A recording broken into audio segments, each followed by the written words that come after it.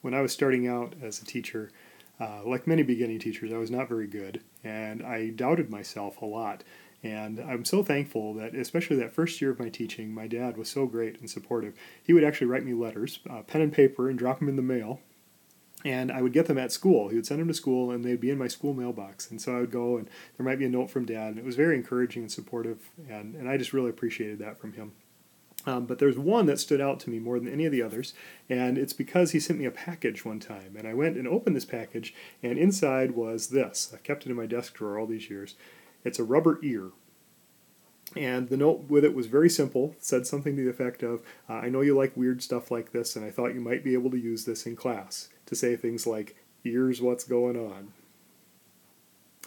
So, here's what's going on. We're going to be talking about online discussions and how you might choose to use a discussion as a key part of your online course.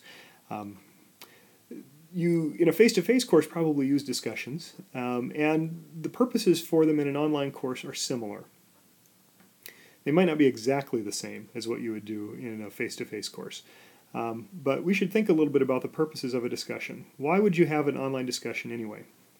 Well, in a face-to-face course, you probably use a discussion to get a read of the room, to get a sense of what your students are thinking about a particular topic. And very similarly, in an online course, you can use an online discussion to get a read of what everyone's thinking. And the benefit in an online course is you really get a sense of what everyone is thinking. In a face-to-face course, it's possible to hide. You don't have to participate necessarily. Okay, the instructor, as an instructor, you can read their body English so you know what they're thinking, kind of.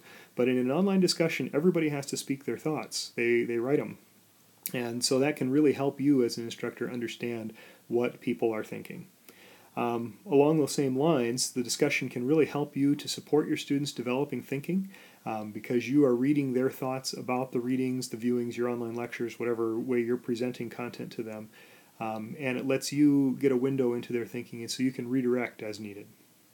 And an online discussion can help you personalize the course depending how you use them, especially if you tell stories yourself and encourage your students to connect what they're reading, what they're thinking about, what they're viewing, what they're learning in the course to their own experiences and to tell their stories. That can be a great way to draw them in and personalize the course for them.